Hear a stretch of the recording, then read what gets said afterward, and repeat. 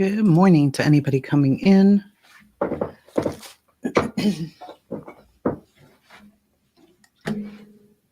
morning, good morning, good morning. Hope everyone is doing well out there. Nope, not today. Ashley, how are you, ma'am? Morning, morning. Tina, Trish. How are you guys doing on this gorgeous morning? Hopefully well.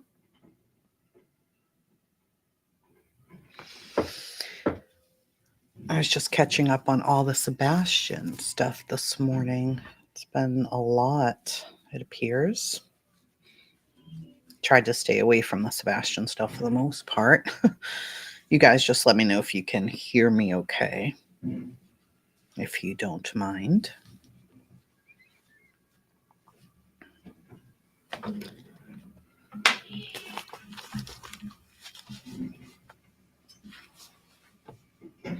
I hear my daughter calling me.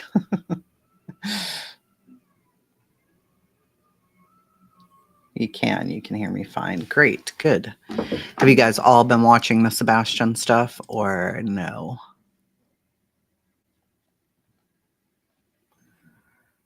Good, glad. There are a few things I wanted to go over. This morning I watched Seth's. I think maybe we'll watch Seth first, actually. Yeah, honey, I'm on a live stream, that's why. My daughter. Thank you. Can I say hi? You can. Oh, is it work people? You can say hi.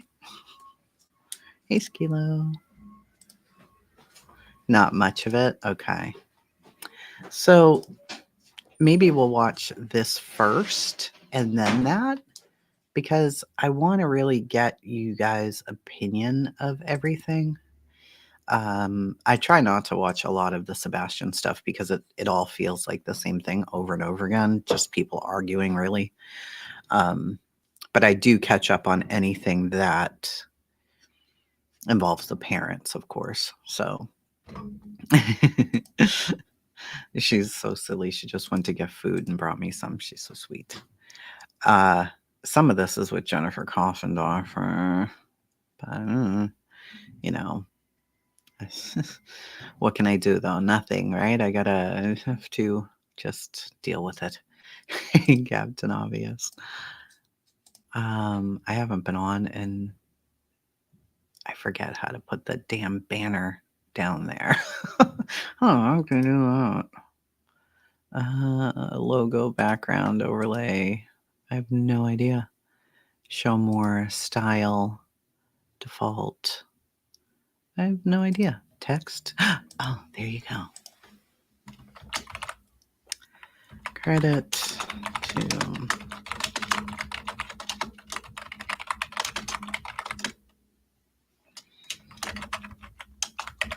okay. Let me put that up there. It says the Menendez brothers. Hello. No, idiot. Oh, I haven't been on here in a while. Hey, Miss Beverly. All right, so we're going to listen to Seth, Tony, and Jennifer Coffendorfer and just get a feel of what they were talking about, because there was some interesting things in here that I was a little concerned about that Seth talked about. So let's give it a listen. Let me know if you can hear it too. I'm going to mute here in 1 second. Everybody doing this evening? As always, we can't tell you how grateful we are for you guys stopping by and joining Seth tonight, and just ask. Can you hear them or no?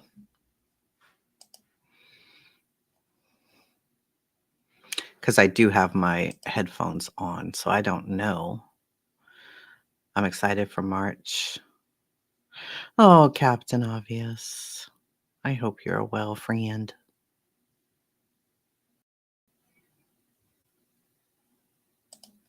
Everybody say a little prayer there for Captain Obvious. She's been around with us forever. All right, here we go.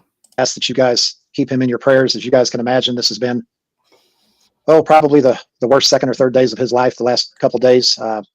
You can probably see it on his face. It's hadn't had a lot of sleep. Things have been tough on him. So just keep him in your prayers. And again, from both of us and everybody that supports Sebastian, we appreciate you guys.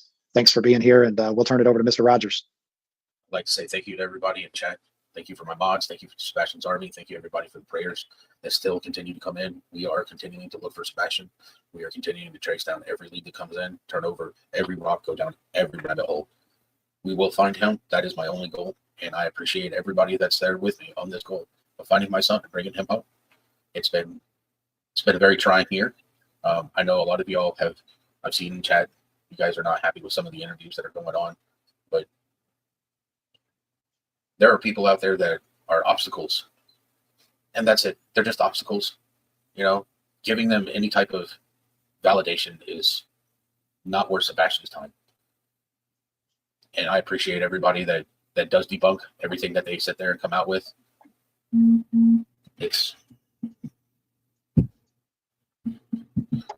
trying, very trying. Nobody really wants to sit there and understand what's going through my mind every day. It's when I do sleep, Sebastian's there. And when I wake up, he's not. Some people have been sitting there going that they hope that Sebastian haunts his mother. I'm not into that, because I had nothing to do with his disappearance. And every time I close my eyes, he's there. I wake up having conversations with him. I relive every moment that I spent with him every time I go to sleep. And the fact is that whoever has him, if you're watching this, if you're seeing this, please just drop him off somewhere where there's a phone where he can go in and tell him, please, my name is Sebastian Rogers. I need you to call 911. It's the only thing I care about is fighting for my son and bringing him home. Take a deep breath, buddy. I do have a special guest this evening. Some of you in chat have already guessed who it is. I'd like to bring up Jennifer Coffin-Daffin. Hi, everyone. Hey, Jen. Hi, Tony. Hi, Seth. Hello. I'm definitely not a big fan of Coffin Daffer, but we're going to keep it respectful out of respect for Sebastian, really. I have not seen a lot of respect for Sebastian overall with what's being done in the past year. It's been pretty friggin' rough. And I know some of you are way more involved in it now than I am. I kind of disconnected from it all. So people have really strong feelings one way or the other, whether it's about Seth's people or Chris and Katie's people, but really we should just be concerned about Sebastian. I know that that's not easy because we end up forming these opinions about these people because we're watching them, right? And it's human nature to be like, oh, I can't stand this guy. But, he does bring up some stuff about some reports that I found very interesting. No, it's okay, Ludwig. I totally understand. I get it. I really do. The reports that he talks about here, I did find it concerning. Is he lying? I don't know. But let's see. Let's see exactly what he has to say. Morning, Bama Cat. Miss Jen. This is so, I can't even relate. And I know everybody in the audience that hasn't lost a child, and I know there's many in this audience that have lost a child. We can't imagine what you're going through, but we can see it, Seth, and all of us are going to continue to use our platforms to bring Sebastian front and center, and hopefully someday he'll be found, and your pain will go away. I was talking to somebody earlier today, and he disappeared at 15. He's now 16, and it's like time stops. Time just stops.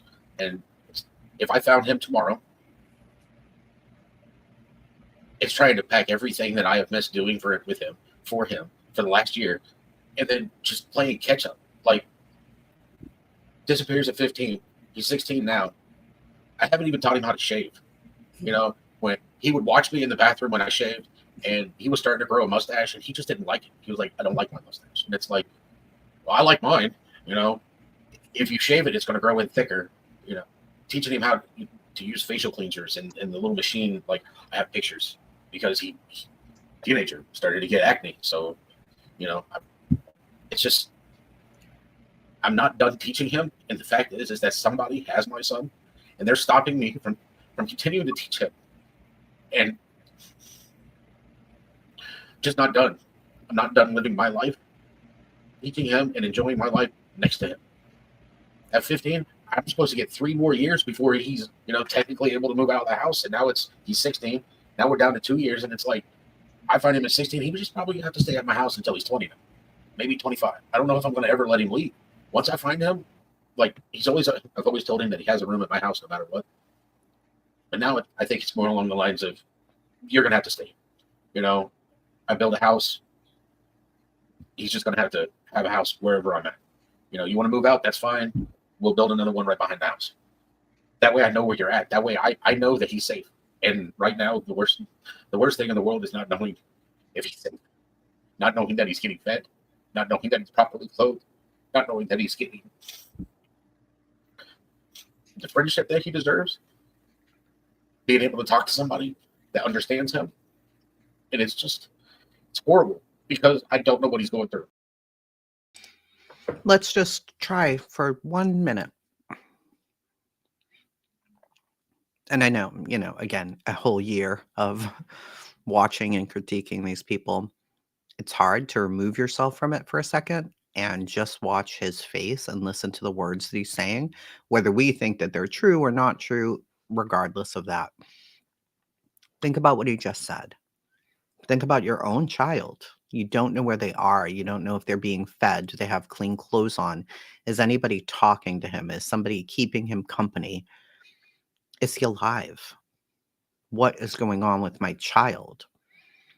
You know, for me, if I don't hear from my daughter, you know, every hour, you know, I know my son's at school, but my daughter's 19. She's old enough. She can just go out and do whatever she wants. But imagine your kid being just gone. They're just not there. And you don't know what's happening to them. So, yes, all the infighting and back and forth. But besides all of that, just the words that he's saying right now, they're very emotional.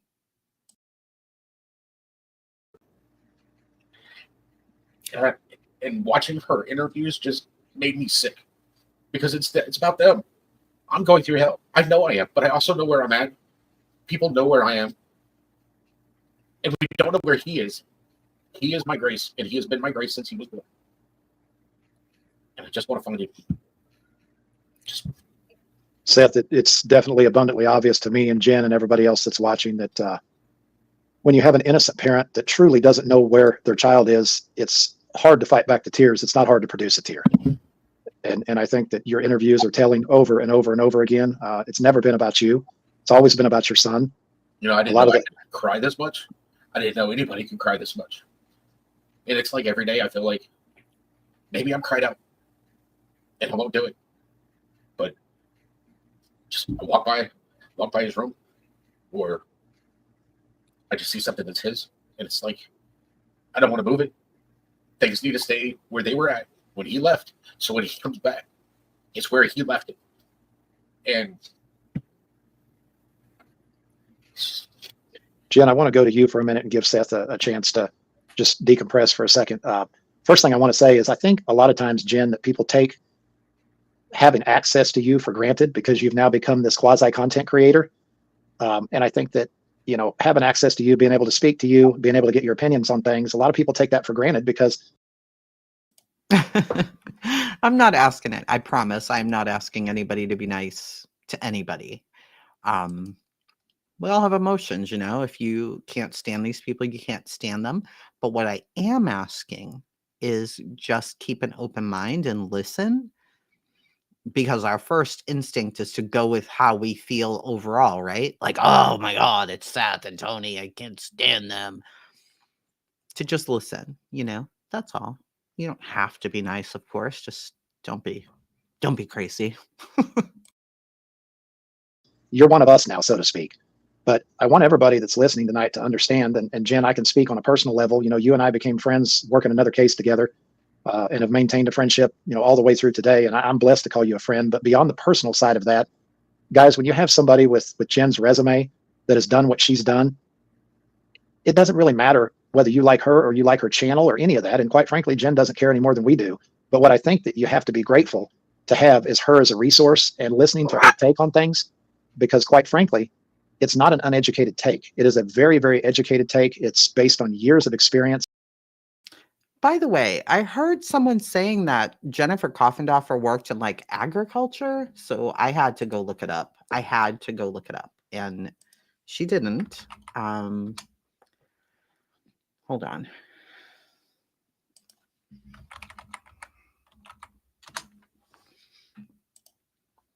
I was really confused. Like, wait, what? She worked in like agriculture. Oh, no.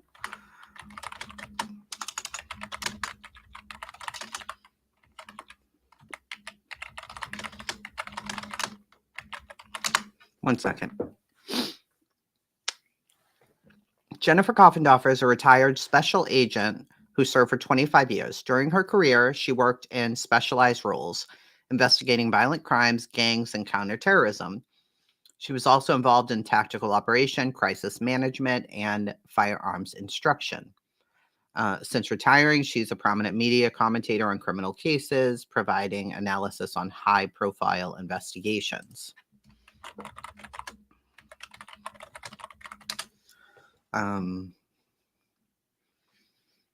So she was a special agent investigating violent crime, gangs. She was a supervisory special agent managing teams and providing oversight, crisis management, hostage situations. She was in the SWAT team, which is baffling to me, undercover operations specialist. So I just didn't know where that information came from. And I was like, wait, what? Is this true? She was like working with plants? No, she did nonsense. She was a firearms instructor, trained FBI agent in weapons handling and tactical shooting. She worked on many cases related to domestic and international terrorism. I was very surprised. I was like, oh, so she done all the things, honey. So I really was quite surprised. Tony just told us it was because I am. Yeah. I don't know where it came from. I'm positive I heard it, that she was like an agricultural FBI something. I don't know. I don't know where it came from, but anyway, I looked it up this morning after watching this. I was like, what the hell did she do? Because if she isn't, if she was not trained in criminal investigations and all of that, I really didn't want to listen to her nonsense anymore. But 100%, this is what she did. So, okay. Anyway, let's keep playing. It's based on resources that have been available to her over time. And, Jen, I'm just eternally grateful that we have you as an ear, as a friend, as someone that when we don't understand something, we can call you and say, hey, does this sound right to you? This is what we've heard. This is what we've learned in our communication with law enforcement, in general.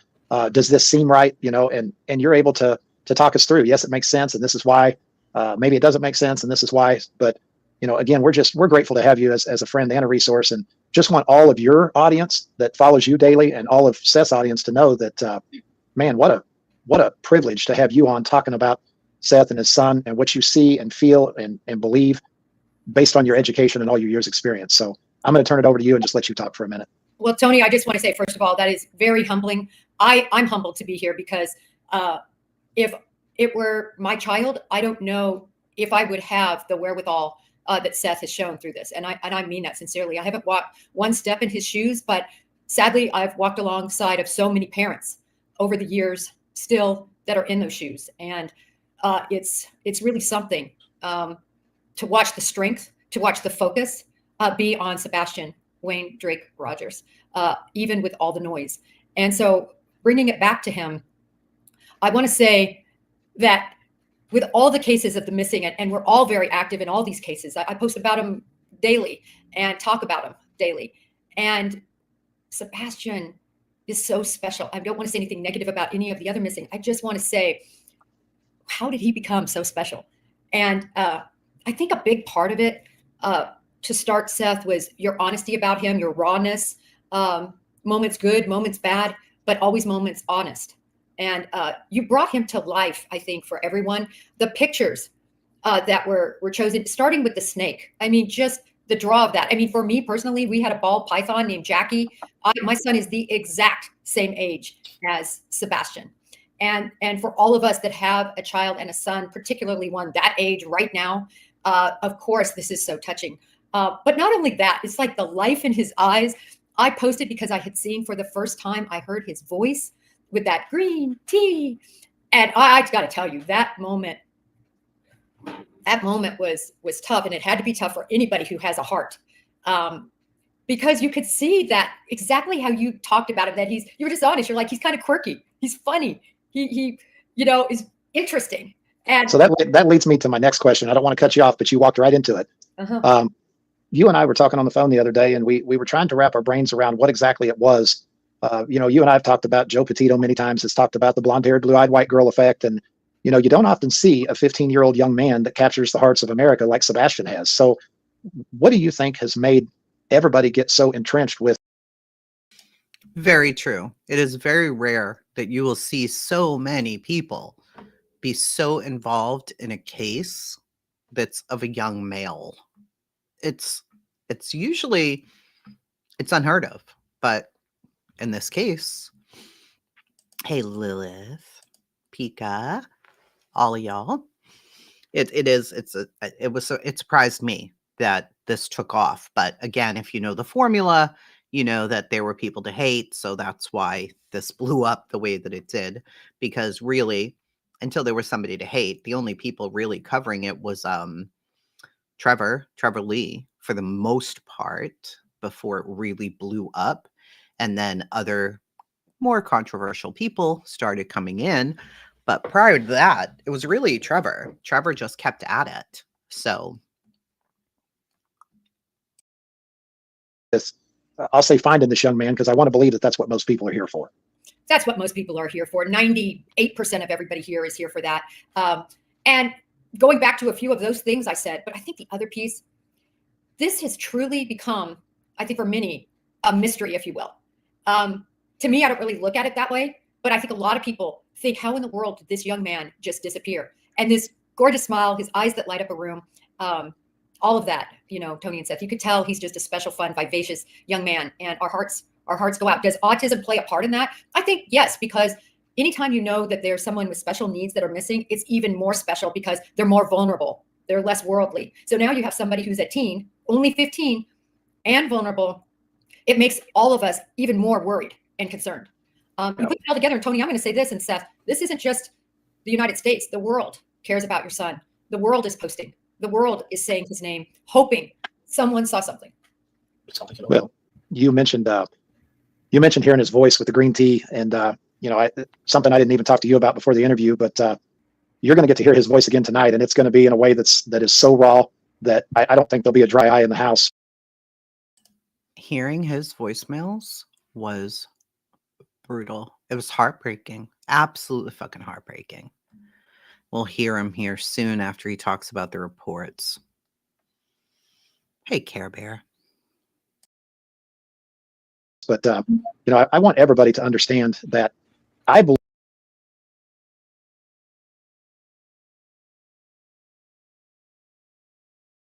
bounty for each person's head. I mean, Interesting assertions, I think, that were to me quite perplexing. can I And ask you a question? yeah, please. Have you ever had a missing persons case where people are getting threats? They're just looking for him, where people can't even be sure that your vehicle is going to be safe if you stop and you start searching somewhere. You're going to people get threatened. I mean, Nick and Dog's team, $100,000 dollar bounty for each person's head. I mean, this kind of stuff is just ridiculous.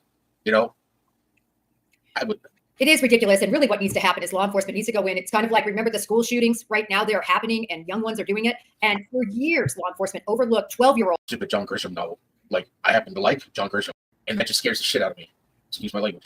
It's just, I've never been a person that's been scared of anything. And now I'm scared because I don't know what my son's going through. And that frightens me. Well, I think all of us, Seth, especially you as his father, for heaven's sakes, but I think that's the fear we all have, right? That's another reason why everybody is so engaged, is as you start to think of, what he could have gone through, what he could be going through, just everything that young man, I mean, he's been gone a year now. And, I understand where you're coming from, Seth. What's worse is being told to go look at this or go look at that by my connects, and then getting the information, going through over 200 pages of notes. Here we go. I'm going to slow this down a little. This is about the reports, not the CPS reports. These are from a psychologist or a therapist. So we do know that Sebastian, now we know, he was getting weekly therapy. So let's. And seeing what was going on in his life that I wasn't part of. Mm-hmm. It's like these reports that we got, and I'm not talking about CPS reports, those were bad enough. But then these other reports, I gave them to one of my psychologist friends, and I had this individual go over them, and they were just like, it's night and day between your house and their house. Mm-hmm. And it's just like, I don't understand how a child can live in your house, how your child could live in the house, and you not interact with your child. That's supposed to be your flesh and blood. Well, Seth, we can understand a little bit of that because we had an opportunity to see behind the curtain with the Texas Roadhouse video. That was interesting to me. We got a chance to pull the curtain open when, she thought no one was watching, and we got to see the detachment for ourselves. We got to see that is normal. That's what these reports actually told me, was that's normal in the house. I agree, but I'm saying we actually got to watch it. Yeah, well, in 287 pages, Jen. So if you can imagine, everybody says, well, the father wants to sling mud because of these CPS reports, and this could be this could be that. But I'll tell you what can't be this or that is 52 weeks from February of 23 till February of 24, one counseling meeting per week for 52 weeks with an average of 5 to 6 pages per week, per meeting, explaining everything that was going on inside of that home, and more powerfully quoting Sebastian. So imagine being a father and going through the last 52 weeks inside of that home and listening to what your son had to say about that. It's indescribable. What hurts me even more is the fact that he didn't tell me. He didn't tell me. I don't know why. I thought I was there for him, and for some reason he didn't tell me everything that was going on. He was just afraid, Seth. He was afraid, and no matter what he should have never been afraid. My son should have never been afraid of anything. I can't. Well, Seth, but that's normal. I'm just saying it's normal, especially children. And I don't know if they mentioned anything about this, but children will protect their parents, good, bad, or the ugly. And I think that was probably a product of that, not wanting to say anything disparaging to you about his mom. Well, and look at this through a child's lens, Seth. You had Sebastian 2 days of every 14 days. That's correct, right? Yeah. So sometimes 3. God, sometimes 3. Okay. So you've got a child that is living in an unhealthy environment for, 6/7 of the time. And he was probably terrified in the time he got to spend to you that if he You know, we've heard some of the stories about how he got chastised for reaching out to his school and reaching out to CPS workers and told that he was overreacting and this and that. Well, imagine knowing that he only had you for 2 days, and then the other 12 days of that 14 days, he has to go back into that environment. So through a child's lens, he's going to do everything he can do to make the majority of his time, which is the other 12 days, go as smooth as possible. And here's what he knows. He knows that if he goes to school, that he may or may not get protection from what's going on at home at school. But he's comfortable at least talking to them and telling them that. But he knows if he comes to his daddy and tells his daddy what's going on and he's not taken out of that home, then it's going to be a catastrophe inside of that home. So here's the thing. Do we, as listeners of this, know for sure that any of this is true? No. What we know is Seth is coming out publicly and saying they have 287 pages from his therapists. And no, these are not confidential records to a parent. If you are under 18 years of age, your parent has access to your medical records, especially if you have a disability where you would sign off. You know, just the other day, I took my daughter to the doctor. She's 19 years old. And they asked, do you want anybody to have access to your medical? And she said, yes, my mom. And that was it. So if anything, I can ask anything about her medical. But as far as like adults, people are like, well, isn't this confidential? Sure. I can't call unless Scott signs off, even if I'm his wife. I can't just call and be like, oh, so my husband went in there. I want all the reports on this. But here's what he's saying, right? And then the onus would be on Chris and Katie to come out and debunk that if they wanted to. He's saying we have 287 pages of information. Sebastian had a weekly therapist meeting, and we're reading the stark differences between Chris and Katie's home and Seth's home. What does that mean exactly? I don't know. They are, what Seth and Tony are saying here is Sebastian was basically ignored in the home, or he felt ignored. Could that be exaggerated by a teenager? Of course. Of course it could be. But they've also come out and said that they have the CPS reports from that home. So it feels like, you know, I have a picture of someone that resembles where, Suzette, what town are you in? Are you close to them?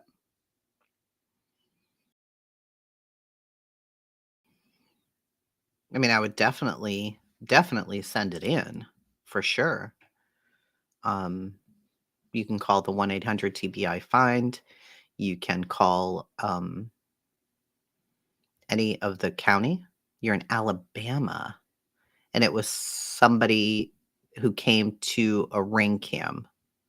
I mean, I would definitely turn it in because you never know. You never know. It could be anything, anywhere, you know. Michelle After Dark, Michelle Walks, she just posted about a guy in Tennessee who has been missing for years. And the crazy thing, he was found on the same road that he went missing from, you know. So the craziest things happen, you know. Search parties go out, they miss things. Absolutely 100%. As much as Terry Lynn aggravates me, she's out there looking. You know, I watched her interview this morning and I'm like, Lord Jesus. But you know what? She's looking, and you never know. You never know. Something could be something. So you have to look at it through a child's lens, and it would be very, very difficult for that child to come to the guy that he knows things would blow up with if he shared that with. So, you know, just like Jen said, I mean, it's very, very difficult for a child to tell on a parent. I think he was trying. He was reaching out for help. I think there's some entities that failed him. For sure. Failed him. And that's Well, you didn't fail him. I mean, I look at hindsight's 2020, and I see, and I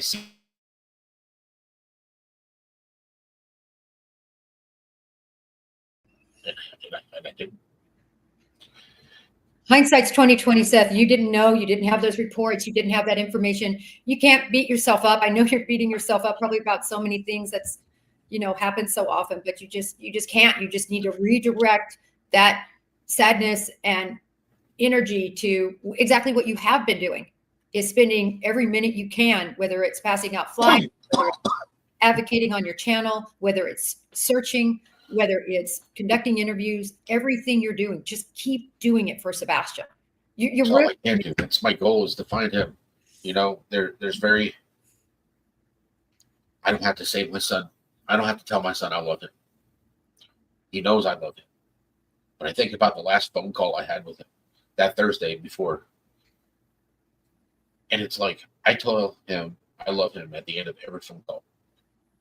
Because not only the profession that I've been in, every day is not guaranteed. We're not guaranteed tomorrow. And that's one of the things that I've always told him at the end of every phone call, all that sort of stuff. So I know that he knows that I love him because I tell him. And I just want him to call me. I want him to call 911. I want somebody to see him so I can come get him. I've had people ask me about his name. Well, Sebastian stands for revered. Drake has always been, he's my little dragon. My dad's name is Wayne. That's where that came from. But he's always been my revered little dragon. His Aunt Sharon, may she rest in peace, she called him Drake. That's all she ever called him. And it's just, I gave him his name, and I just hope that he's still here. I see a lot of people talk about he's dead, and it's like, I'm going through enough shit. Sorry, Tony. I'm going through enough stuff that it's horrible. I see if there are people who are like, I think he's deceased, and it's like, how can you say that? There's no evidence that he's deceased. There's no evidence at all.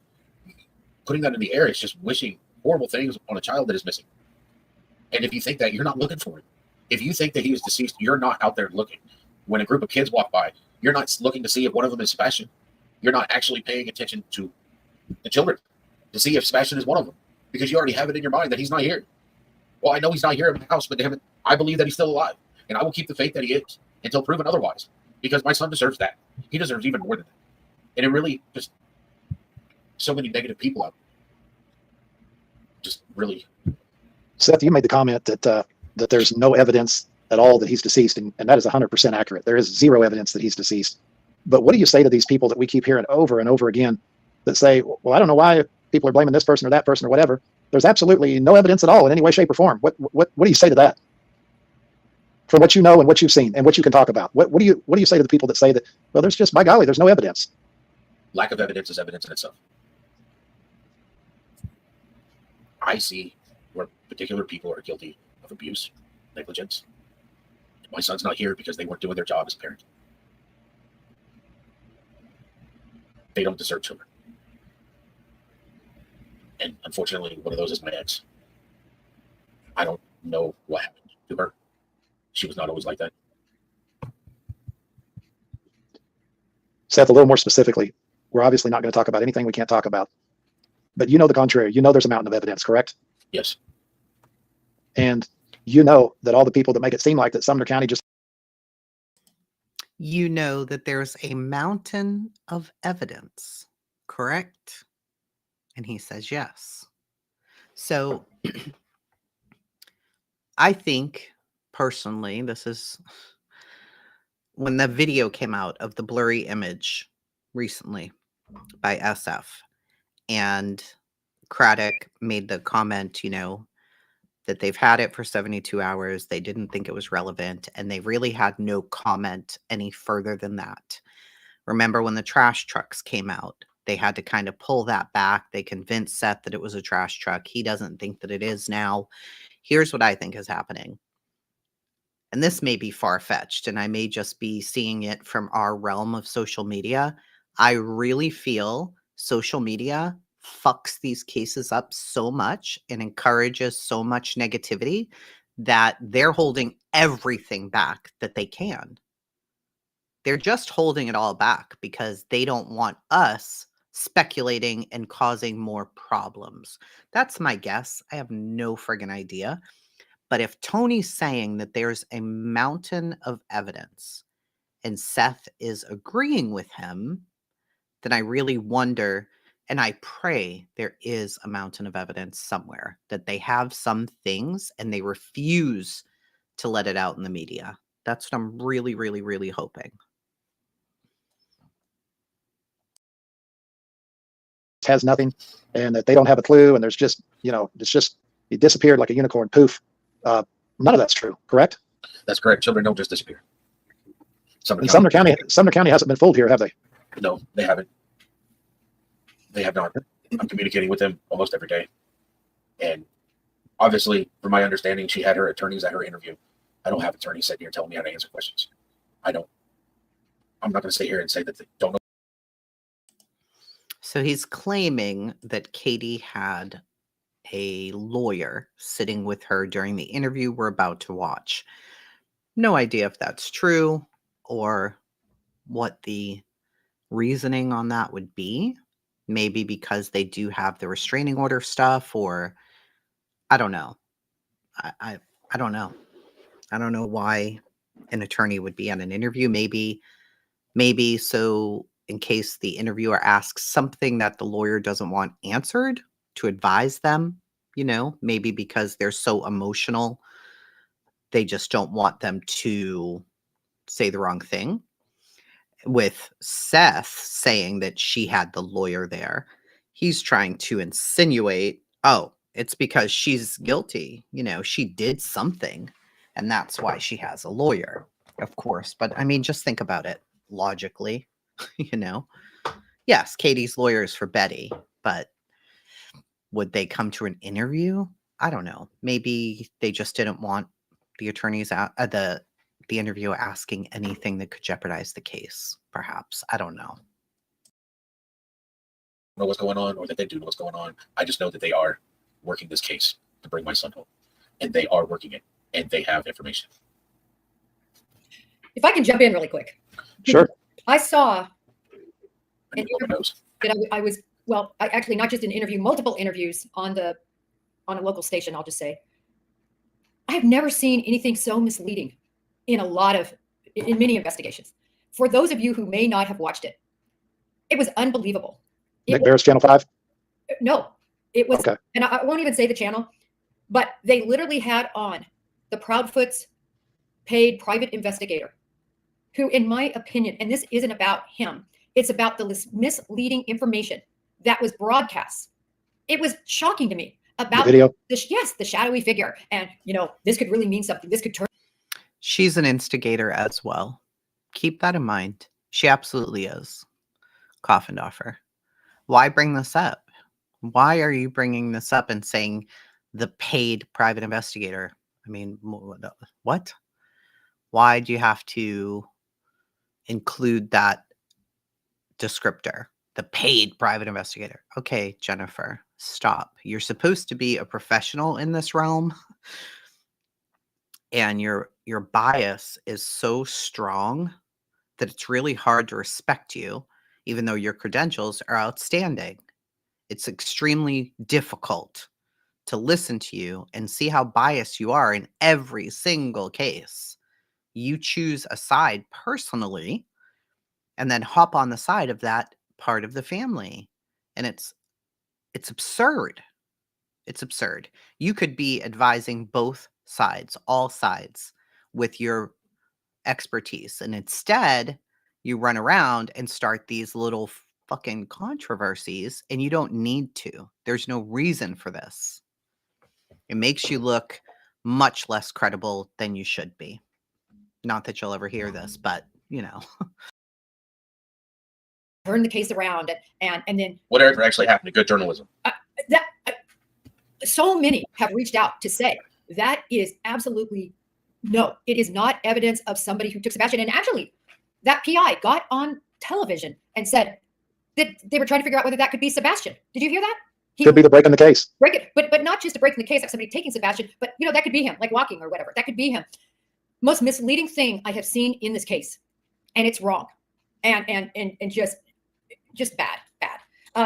So I wanted to touch on that because I really hope they retract that. I hope they come out and they say we've learned more information, even after they received a statement from Craddock, who is the sheriff now. He wasn't before, for those who don't know, but he's always been assigned this case, and now he's the sheriff, but he's still the main guy for Sumner County. And Sumner County is still the main venue holder, right? They're still the lead.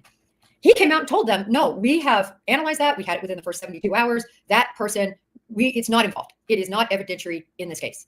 And they came back even so and went to a clip of the Proudfoots. And then they responded, well, no matter what they say, we still think it could be a break in the case. Until they prove to us it's not, we still think it could be. Is this some sort of distraction? Do I have some Yes. to throw to say, look over there? Is that what that is? Look over here. That's what it seems to me. Because that whole piece was so misleading and it was wrong. And so I'm sorry, I had to jump on that because that doesn't help find Sebastian when wrong information is being put forward as legitimate. There could be nothing further from being legitimate. What gets me really about that so-called PI is the fact that he spends more time on social media putting out false information that does not help locate or find Sebastian. While I have PIs that you won't find them on social media. You won't find my PIs on social media because they understand the private part. They also understand that my private eyes are in communication with a CSO. Anything that comes in through Dog and Next Team that comes into us goes to my PI. My PI goes and filters it through all the others that we've already received tips to make sure we're not getting duplicate tips, and then turns around and feeds it to SCSO and feeds it to me and my team, and then we track down rabbit holes. That is the whole point of having a private investigator, is to go through all the tips, make sure which ones are valid, and track them down. And I can tell you that we love our PI dearly, but if they got on social media and attacked the mother, regardless of how we feel about her, it would be the last day she worked for us, period. Yeah, exactly right. It serves no purpose. I understand putting forward. Okay, here's where I will get a little bit controversial. Tony just said if RPI got on and attacked the mother, they wouldn't work for us. So he's indicating that SF attacks Seth. Okay, I get it. I understand what you're saying. What doesn't happen, though, are Chris and Katie. They don't come out and attack Seth. Is it because they're sneakier and they allow SF and others to do that? I don't know. Seth kind of just says what he wants to say. Tony kind of says what he wants to say. SF definitely says what he wants to say, but you don't see Chris and Katie come out in the same manner that these guys do. So my question really is, it kind of goes back to Stephen Crabtree there. Was it? No, sorry, not Stephen Crabtree. The Truth guy. I don't know his full name. Truth guy. He said that, what makes Chris and Katie any different with what they're doing? What makes it any different? I thought At Night was their investigators. What do you call those guys? Exactly. What are they? What even are they? I don't know. Are they the private investigators? Are they public investigators? They're an intelligence agency. Yes, I'm sorry. Elevated Truth. I don't know why I kept thinking truth, not feelings, but that's definitely not what I was talking about. Remember, he kind of come out and said something to the effect of, you think that they're not saying anything, but they actually are. They're just doing it through others instead of their own faces on it. That's kind of what he was saying, I think. But for facts and we've talked a lot. And I know I've talked a lot about the abuse because I'm appalled. And I hope when Sebastian is found, that is looked at very closely and reconsidered in terms of the ability for those parents to be around Sebastian without being monitored. I mean, that's my main point of that. It was an abusive environment, and he should never be allowed to return to that. In my opinion, at least without people watching, having somebody there. When I find him, he won't be going back. He'll be over my dead body. Well, you have a lot of information now to work with, and so the courts are going to look at this, I think, a lot more closely now that all this new information has come out, and the fact that it's being spotlighted. I mean, how many cases go on forever and ever and ever? And the Department of Child Services, each state, they're called something different, but CPS. Wait, here's something. Like, when I requested those records and they told me I had to have an attorney request those records, Mhm. because I went online, submitted the request, and then they told me I needed to have an attorney. But I did that on a Wednesday, and on a Friday they terminated the lady on the on the DCS reports. What kind of So that she did wrong, so you terminate her. So what? I mean, if that doesn't scream, we didn't do our job, I don't know what does. Yeah, I mean, there's just huge department issues in DCS across the nation. We've seen it in multiple cases. Look at Harmony Montgomery, dead for years and nobody knew it. They were still paying checks out. But I'm not trying to detract. I'm just trying to say in this case will put a spotlight not only on that issue now, but if he's found, spotlight there. And I think it will help make sure that he's in a healthy environment if he's found, Seth. And I think we can all look forward to that. I wanted to touch base, if you guys don't mind, on some of the things said in another interview on another station. And I wanted to focus in on this criminal matter, whether this is a criminal matter or whether it's not a criminal matter. This is a no-brainer. It really is. First of all, the minute you say it's an Amber Alert, that innately means that he was taken. Now, whether that I have one question for that. Yeah. You're ex-FBI, all right? retired, I'm sorry, retired. no problem. It's like a Marine, right? No ex-Marines. Once a jarhead, always a jarhead. Semper Fi. You're a retired FBI. Explain the card team. Yes, the card team. This is a great team. They actually come together. They're FBI agents, only FBI agents, and they report pretty much immediately upon request. So the minute a local department calls them, they go on scene and immediately help hide local. Absolutely nonsense. I think that therapy records, as soon as law enforcement's doing their investigation, if they find out he was in therapy or if there were CPS calls and blah, blah, blah, they have those records immediately. The parents don't necessarily have those records. And Selena asked, well, wouldn't the therapist have to report this to the police? No, it would only be if he was a threat to himself or to others. If it was severe physical abuse, clearly, if he was coming in with bruising and cuts and stuff like that, then there's probably a protocol for that. But if it was the emotional abuse that Seth is talking about, he's saying that basically Sebastian was ignored. He was ostracized. And, that's really what they're talking about. That's an important part. They are bypassing. Is LE likely? Absolutely. I'm sure they did. I just think, hey, Petunia, I think they didn't have them. So in order to get them, they had to go through the steps to get them. And that takes a while. They don't just hand all of that stuff over. Law enforcement in missing children cases, and they're amazing. They usually lead the interviews. They lead what should happen, and they're very on scene and on hand. The best thing is when they're contacted within hours, because they deploy and dispatch and go there, and they have all these resources. And the biggest thing they have, Seth, hey Tom, oh my gosh, I've got a missing child. Can you get the card team out here? We need them. We did polygraphed within the first 24 hours. Period. End of story. What's up? No, go ahead, Jen. Yeah, that's what needs to happen. So I think it seems to me this, and it reminds me so much, and people might not like it when I say this, so much of the Summer Wells case, right? The Summer Wells case where it wasn't treated like something had been wrong. And it was really handled in some ways quite similarly. And as somebody who knows the Summer Wells case really well and watched this case here in the beginning, you had searchers, you had FBI, TBI, local police. The parents were subjected to polygraphs. In Summer Wells' case, same thing. You had all of the agencies. The parents were questioned. The house was searched numerous times. The land was searched. There were thousands of people on both of these different searches. I'm sure police made mistakes. Of course, I'm positive they did. But a great example, North Carolina, we've had some kids going missing recently, 14 and 15, 16-year-old girls, and it appears like they're runaways, but then the information coming out is no, they could have been abducted, somebody could have taken them. So there were 2 girls within the last 2 weeks, right?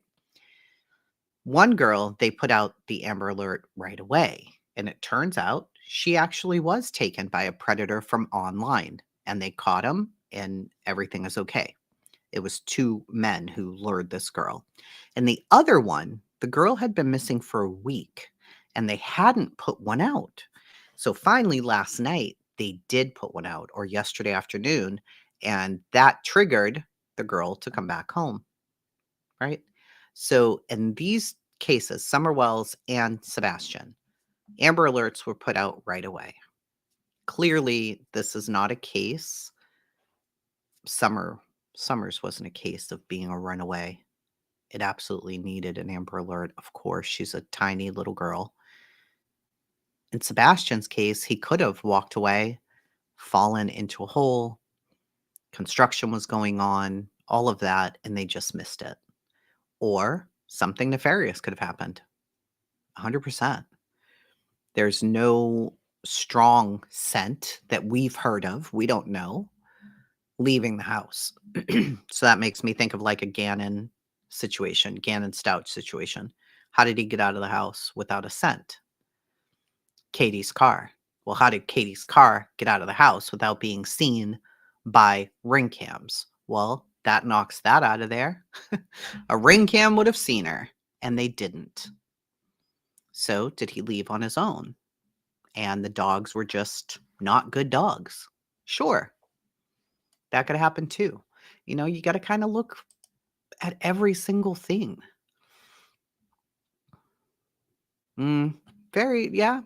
Yeah, that's possible too. Yeah, I refuse to let my son become a Summer Wells. Well, the good thing is everybody isn't going to let that happen, Seth. We're not going to let you down. We're going to keep his face and name out there. Well, Similar. The only thing I can say is Summer Wells really didn't have family fighting for her. You don't know about Summer, so just shush, okay? Okay? Summer had thousands of people out there, and still to this day, there's somebody there making, I'm not saying her family, because whatever for them. I'm saying there's locals out there who keep her face out there constantly. Okay? Just because her parents didn't do it doesn't mean people didn't jump in and make sure that it got done, because they did.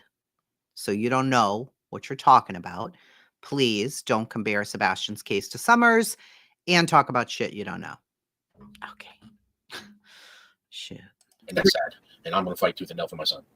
Agree. And that will be the difference maker. That will be the difference maker. So So Seth, answer the question. No, you did, Jen. Thank you for that. So Seth, before you get into sharing what you're going to share tonight, I'm assuming you're still doing that, correct? Yeah, people have wanted to hear Sebastian. I don't have anything with him being 15. When me and Katie separated during the divorce, Sebastian would call my phone. And I wouldn't always answer my phone because sometimes when you're at work, you can't answer your phone at times. Or if I was asleep, I wouldn't hear it ring. Thank you, Suzette. And he would leave me voicemails. And these are I've got several voicemails. I've probably got like 8 or 9.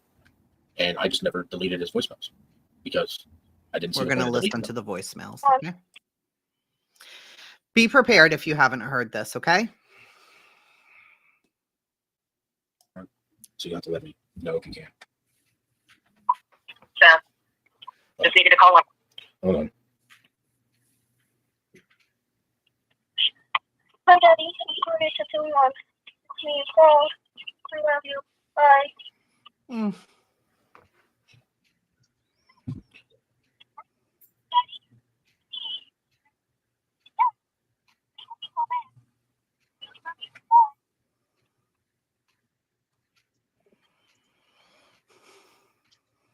Your dish was on. It just started. Hi, Dad. I know that you're going to family, but tomorrow's picture day. So could you send some basic clothes over to me? Hold on, let me.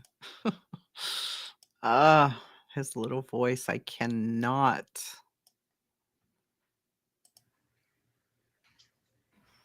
Your dish was on. It just started. Hi, Dad. I know that you're going to family, but tomorrow's picture day. So could you send some basic clothes over to me so that I can wear the decent clothes and be handsome for my baby? So you don't have decent clothes? Mom. I can't. Hi, Dad. I know this is going to sound annoying, but tomorrow's picture day. Can you send some decent clothes over for me so that I can look handsome for picture day? And then Katie says, you don't have decent clothes? What? Do you let me wear whatever I want to wear?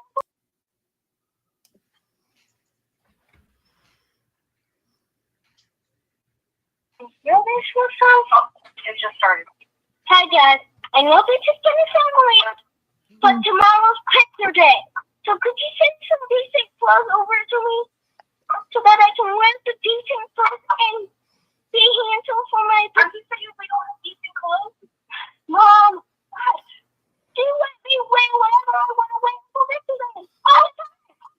Clothes for picture day. Mom, okay. I need to wear decent clothes. I know this stuff. Will you please send decent clothes?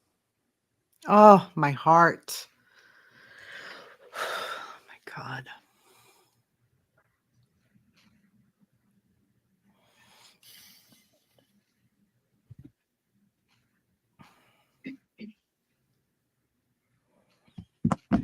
Thank you, Seth. I'm sorry. So his voice hadn't changed yet. Oh, shut up, Jennifer.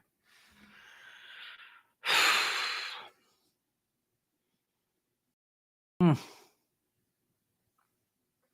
God, that one absolutely. Listening to his little voice just broke my heart into pieces. Well, I think I totally get what you're saying, Pika. I think because we got to hear the green tea, and he saved Sebastian's voicemails, so I don't know. I don't know, man. We can look at it like, are you manipulating us? But you could see the emotion. That was pretty strong emotion there. That hit different. Yeah. That made my stomach hurt when I heard it this morning. I'm like, are you freaking kidding me right now? I'm going to die. Stop. Like that baby. And he's somewhere. He is somewhere. Where is he? Where is he? That's what matters. I don't give a fuck what these parents are doing. Where is this child? Where is he? He's somewhere. Where is he? Ugh. Oh, I'm casual art. I'm so glad that he does have them, because imagine forgetting what your kid's voice sounds like because you don't have them. Ugh. All right. Now, this is the parents' interview, the mother and the stepdad, Chris. Here we go. Thank you. So here we are. So it's an entire year after Sebastian's disappearance. There's no really strong lead. There's no sighting yet. So tell me what you're feeling now. Here we are 1 year later.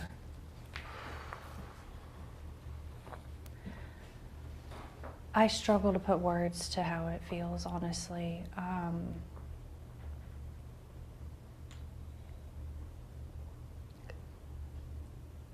The amount of ups and downs, the amount of possible leads that haven't panned out. We every day, it's like waking up to this reality that it's actually real. And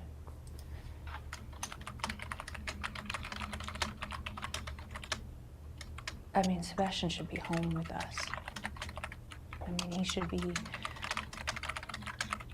in school, he should be playing, he should be learning, he should be experiencing life.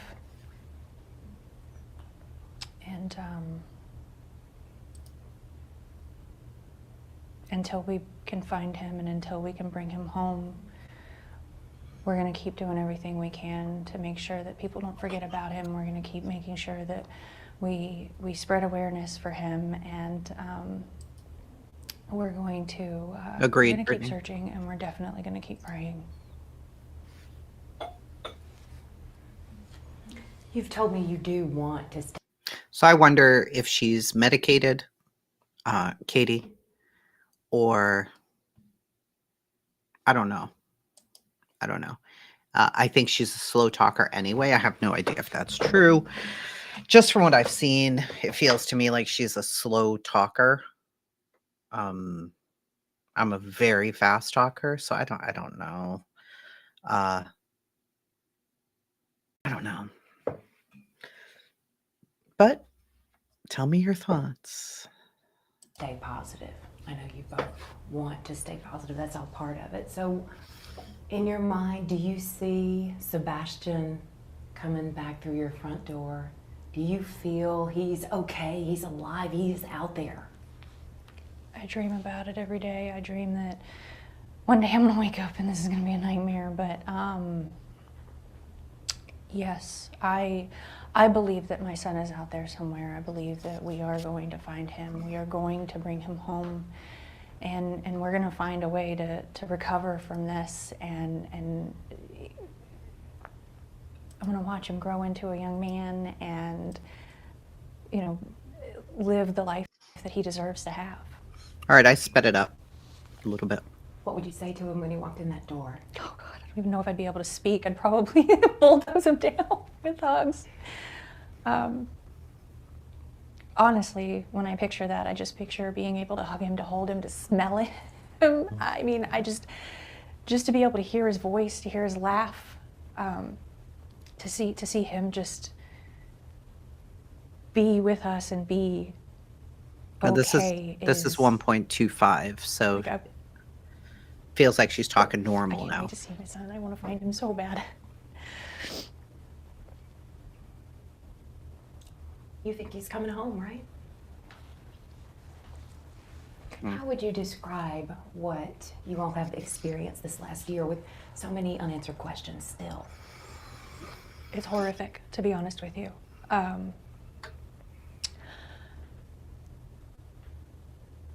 I don't know how to describe what it feels like to watch the news, to go hang flyers in every store, every business, every place that you go to, and still find that some people don't even know about it. To hear that there might be a lead, and then just to sit there and have to wait and find out that Yeah, it's she not sounds him yet. normal now. And I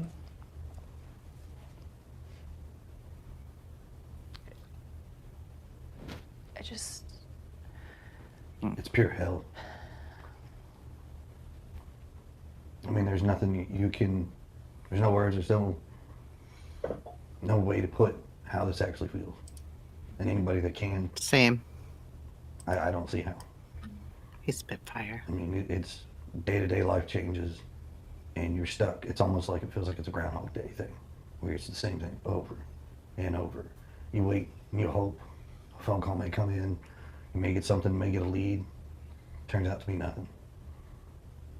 That's how it feels. What is that message? You know, we were talking earlier last week. Tell me what that message is that you want to make sure our viewers hear from you tonight. I want to thank everyone who is searching. I want to thank everyone who is spreading flyers, spreading awareness. Okay. I'm not trying to be an asshole here. I'm really not. Watch Chris's eyes. Okay? She's holding the questions. Thank Watch. everyone who You see? is searching. I want to thank everyone. Stuck. It's almost like it feels like it's a Groundhog Day thing. Watch his eyes. Where it's the same thing over and over. You wait and you hope Watch. a phone call may come in, you may get something, may get a lead, turns out to be nothing. Here we go. That's how it feels. Now. See the eyes? Now watch.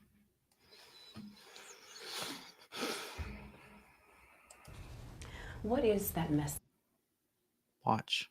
Right here. I know we were talking earlier last week. Tell me what that message is that you want to make sure our viewers hear from you tonight. I don't know. It's probably me. I have no idea. I'm a fucking weirdo, but we used to analyze the Dawn and Candace and Grandma, these videos. I don't know. So either he's looking at the questions to anticipate, maybe what she's going to ask, or he just doesn't know where else to put his eyes right now because it's awkward. I don't know. But anyway, it was something I noticed. I don't know. Kim, I don't know. It's something that I caught when I watched it, and I'm like, where is he looking? See, first I thought, is he looking at her legs? But no, he's not.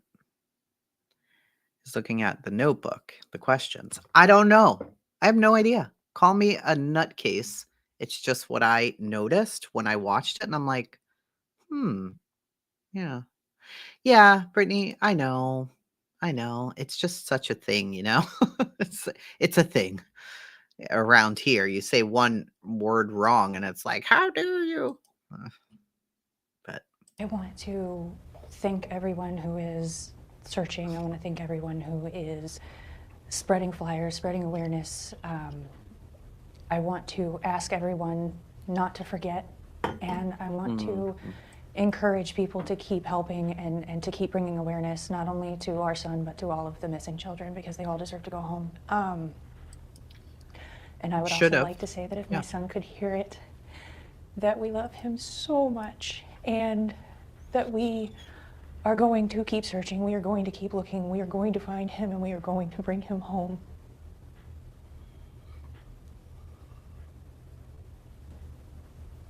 I mean, you Describe can your see hope right real tears there. I'm trying to be positive as I can, because I know that my son is out there. I struggle to find words to even describe how it feels anymore, because it's a living nightmare, to be honest with you. But at the end of the day, it's not about me. It's about the fact that Sebastian is out there and that we are looking for him, and we're going to keep looking for him, and we are going to keep praying to God that he is okay, and we're going to bring him home.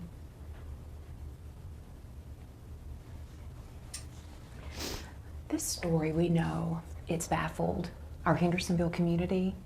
We know it's baffled the mid-state community. It's baffled much of the country as they hear about it. Is there anything that stands out to you that's the most baffling? Like, you're just It's baffled everybody. trying to understand. How we've gone this long Maybe and still haven't Opal. found him, honestly, is... I don't understand how we haven't found him yet. Why do you think Sebastian is still missing?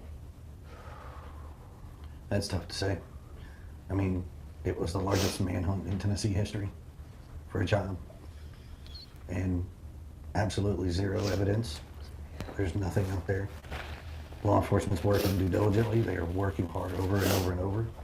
We appreciate everything they do. I mean, it is an active investigation, so I don't want to go into it. But it is mind-blowing at the same time that it's been a year, and the amount of people that still don't know about this, it's unnerving, basically. I know you both want to try to get the word out as much as possible, and that's what this story, obviously that's what we're trying to do as well. There are many people who still do not know that you all have hired a private investigator. What can you tell me about the video that he recently has discovered and wants to share? I know this has been shared with authorities now. Yes. This is involving the neighborhood that you live in. What can you tell me about that video? Agreed. It's eye-opening to see that this is something that recently has surfaced, and it's been this long. It's just taken that long to find something. And what the video shows is kind of mind-boggling. We went from potentially not having a sighting to potentially having a sighting. And it kind of changes, like, wait a minute, now we may have something to actually work off of and move forward with and see where this goes. Exercise every avenue till its fullest. No It doesn't stone matter. unturned. No stone. So, right here, leave no stone unturned, exercise every avenue. Again, the police may have had that video since 72 hours. That doesn't mean Chris and Katie did. So, because SF went and got these videos, they're looking at it over and over and over and over, but it's brand new to Chris and Katie and to Seth, but it's a brand new thing. So, imagine seeing that and thinking, hey, wait a minute. Could that be my son? Or who the hell are these people walking around our neighborhood at 12:20 at night? And have they been identified? Now, I think what SF has been trying to say is, yes, we understand law enforcement's had it, but who the hell are the people in the video? Maybe that's something law enforcement does not want to give out. Maybe they're keeping that close to the chest for whatever reason. I mean, we're not entitled to that answer. The parents, you would think, are, unless law enforcement has a reason to keep it private. So, but for them, if this was brand new information, they had to have been excited. Unturned. And Katie, you told me earlier you were determined to get to the bottom of this, to get to the bottom of that video. Yeah, absolutely. Anything that could possibly be something that could lead us to him. We're going to keep looking. We're going to keep digging and keep finding and confirm if it is or isn't, because, Ludwig. I mean, if it's possible, then it's got to be confirmed. How hopeful are you that this video truly has something that could lead to finding Sebastian? I pray that if there is anything even remotely in it that could help us find Sebastian, I pray that it is, I don't know how to word it, but it's followed up and found out and confirmed one way or the other, because, you know, I mean, Yeah, I mean, I've seen the video. I know it's in it. It actually gives us more rejuvenated hope that we may actually be onto something. We just have to run it down. We've got to figure this out. And with law enforcement doing what they can, and with the help of like TBI, the FBI, all of that. I mean, I believe Secret Service was involved in the beginning. Maybe they can look at this video as well. Let's bring people back to the table, and let's exercise every possibility of. Well, here's the thing. They've had it since 72 hours. SF just came across it. So did SF check with law enforcement prior to putting it out? The way that I'm reading all of this is that they didn't check with law enforcement, right? Because they put out a piece. The news media gets it. The news media puts it out. You know, maybe they jumped the gun or whatever because it was supposed to come out near his anniversary. But then the sheriff's department releases a statement, oh, we've already had this and it holds no evidentiary value. So did they even check? I don't know. Or it could have just been a thing to hope to get more eyes on the case. I don't really think that's true based on how these two are reacting here to the video. I think they really believe there could be something there. Of enhancing this video, looking at whatever, and tackling what it is to get an answer. Now, this is your chance to respond, to speak out, to speak your mind, whatever it is that you want to say. But you know, no matter what the story is, there are always people. That goes back to my point from earlier. That could be because it's evidence that they don't want people to have. They don't want that out there, you know, so they come and knock it out. Same thing with the trash trucks. First it's trash trucks, then it's not trash trucks, then it's trash trucks. We don't know what the hell it is anymore. People who will point fingers. What do you want to say to anyone out there who wants to say that one of you could have something to do with Sebastian's disappearance? I would say to pause and to think, and I would say to consider the sources of information. Try to make sure that you're getting legitimate information.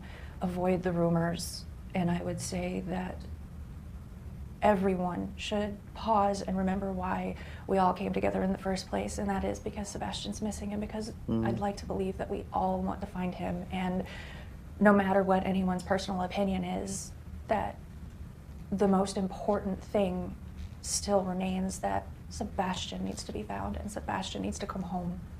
And I would just say thank you to everyone and anyone that is a part of that. So let's say Sebastian is listening when this is running, and he hears you, he sees you. What do you want to say to him?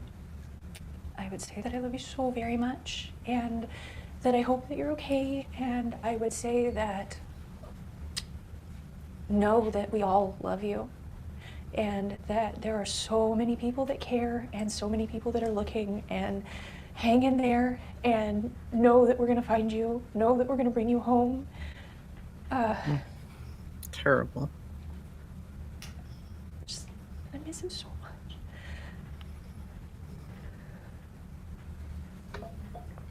So at this point, it's keep searching. People keep looking. Keep searching, keep looking. We keep putting up new flyers. I know a lot of places, they take them down after so long. We just keep going back and putting more up. I refer to my original request, just anyone that's willing, don't let him become forgotten. Don't let him become lost in the next story, not to supersede other children, because they all deserve just as much, if not more attention, because all children do. But I would say just please don't let him become forgotten and lost, because we're never gonna stop. We're never gonna let that happen if we can help it. With his autism, is there anything else that we should add that you want the public to know right now? I would say that he is what they would consider high functioning. He's not, he doesn't struggle with verbal communication, but he does, he does struggle sometimes with expressing himself, is I guess the best way that I could put Social. that. But he's so smart, and he's so capable, and that I think the initial image of him that was portrayed was misleading to an extent. And I think that in the chaos of trying to get the initial information about him out, that various things got taken and misconstrued. So I would just tell everyone that he's smart, he's capable, he's funny, he's able to speak to you and to recognize things. You know, he's a teenager, and you know, so he's a young man. Honestly, he just had a birthday, and I'm sure that his mustache is coming in more. I mean, he really is a good kid. What do you miss most about your son? Oh God, I miss his smile. I miss his laugh. I miss going and doing fun things with him. I miss taking him to get a haircut and him saying, "Mom, feel my head." I miss cooking dinner with him. I miss game nights. He would play Uno until the sun came up if you let him. You know, he goes through phases of which games he's into, but you know, I miss him. I miss everything about him, the good, the bad. I miss his attitude. I miss, you know, him trying to eat all the sweets instead of dinner. I miss him stealing my Brussels sprouts while I'm trying to cook them. I sense lots of joy that's being missed right now. Green tea. His jokes, the way he laughs when he tells a funny.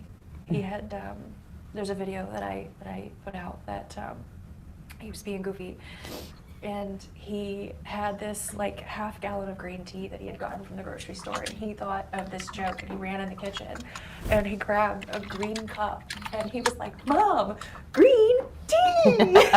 And it was just so funny, and I was just like, "Dude, hold on, you gotta do that again." And I grabbed my phone and I was like, "You gotta do it again." And he was like, "Green tea!" And he was just like, it's not in the video, but he was just rolling because he just thought it was the funniest thing ever. And He's got some quirky one-liners. Oh God, he was getting he was getting to where he had some good ones. Feels like a great sense of humor. It was definitely developing. He was coming into his sarcasm.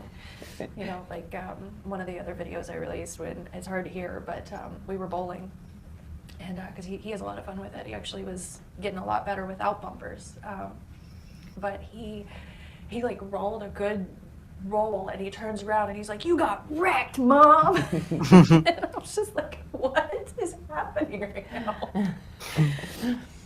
But I mean, I miss that. You know, I miss being able to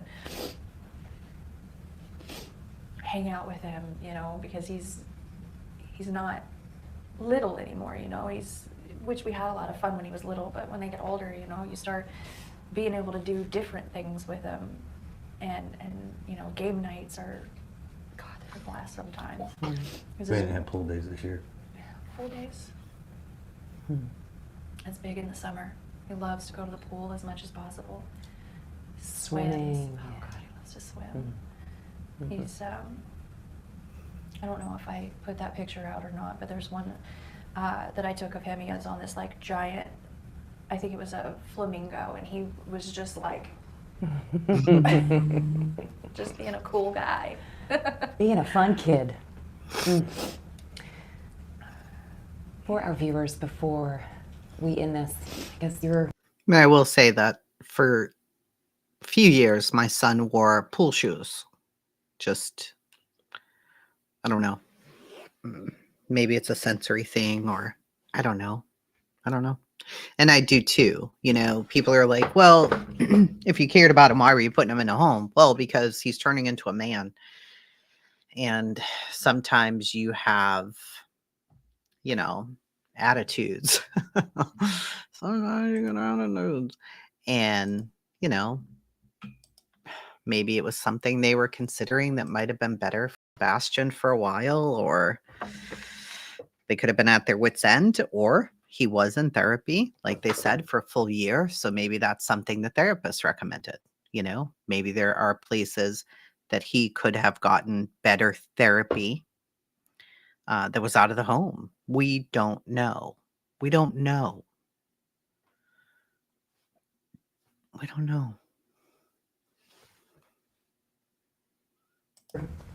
your message for them is just keep hope alive. Yes. Remember him. Keep looking. Share his face, because talking about him is what we want to do, but we want to make sure that people know his face. We want to know that people know who they're looking for, and we would just ask that everyone just kind of be aware of your surroundings in general. You I never didn't know. hear them do that at all, Mel. All it takes is just one person that could make a difference. And go ahead. I would say, if anything, constantly Yeah, we being don't know. vigilant, just looking out there, aware of what your surroundings are. Please, if you see something, call 911, call TBI. I know there's a lot of other things out there, but We would encourage. we just it needs to be segregated, like just a single point of right back to law enforcement. That's where it needs to go. We would- Anybody that sees anything, just report it, please. Do you feel that there's someone True. out there right Yeah. now that knows something? They're just not saying it? It's hard to say until we can run down this video and figure out what we're seeing. I don't want to speculate. I don't want to, because it's an active investigation. I don't want to add any more Rumor. chaos that's already out there. We just want to keep this to the core, Sebastian. There you go. Keeping Smart. hope alive. Yes. Smart, guys. Keeping Search hope goes alive. on. Very, very, hopefully very we are- smart. Okay, so, you know, my thoughts, I guess. I don't know. It sounds like, yeah, I'm sure he had some behavior problems, which goes along with his chromosomal issues, his autism issues, becoming a teenager issues, having a stepdad and his dad not in the home issues. We don't know. We have no idea. We know that there was some CPS stuff. We know that they struggled in the beginning of Sebastian's life while they were going through the divorce between Katie and Chris. I mean, Katie and Seth. Think about, you know, kids are sponges, man. If the home was unhappy then, that's a problem, right? That sticks with kids. Then they meet Chris and they move to a whole new place. And Chris and Sebastian could have clashed somewhat. We don't know that for sure. Any issues going on between the three parents, kids pick up on this stuff. It's very hard. You know, we're seeing tiny bits and pieces. And every time these guys put out any information other than the missing details, anything else other than that, you know, talking about reports, talking about therapists, talking about the past, talking about problems, people pick it apart for months on end. So Chris is getting smart. He's like, no, we just want to keep this to Sebastian, period. Which is smart because otherwise it's going to be picked into oblivion. So, you know, I could tell you, oh, you know, me and my daughter got into the worst fight last week. And I made her leave and go to her best friend's house. Okay. Somebody who hates me could come on here and do a stream saying, oh, Chasen kicked out her child. She's a horrible mother, blah, blah, blah. I wonder what else is going on in that house. But I only gave you a tiny piece of a little bit of information. I could have made her go to her best friend's house and she was home in an hour. Right? But I didn't include that part in there. We don't know. This is a very, very sad situation.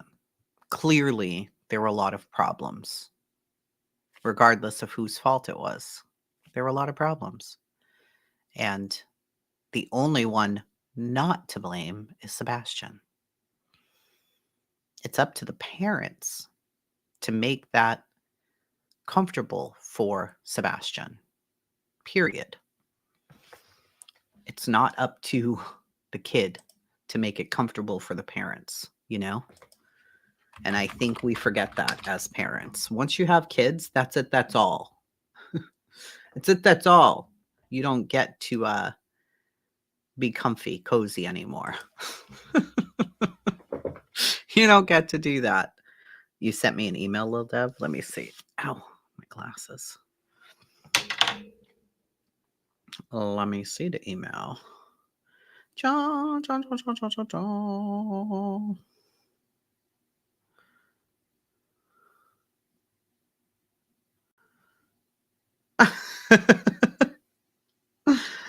Yeah. Yeah. Of course. Oh, this is somebody else. Okay. I gotcha. I know who's asking me something. So somebody sent me a message, but it's not the same person who's in the chat. I'm so confused right now. But to the person who sent me the message about CS, yes, I can.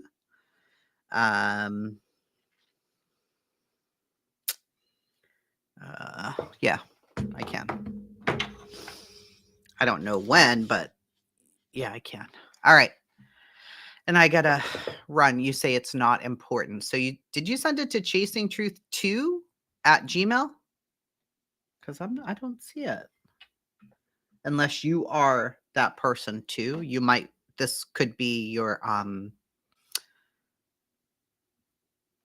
alt account for you, but I don't know for sure. Gotcha.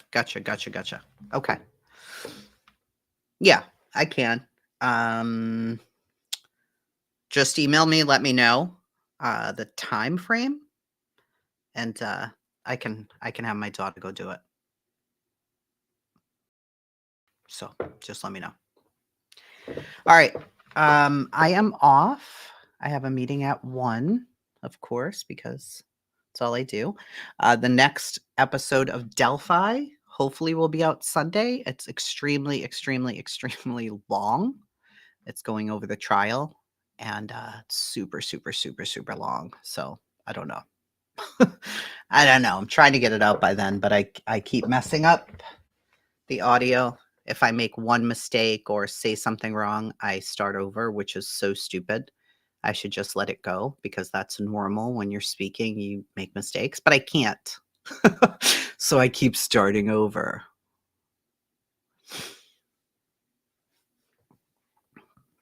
I shared a channel is all. Okay.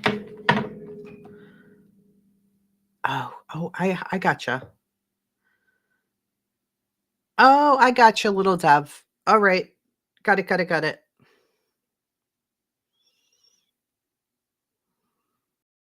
So no, you're not the same person that okay, good, cool.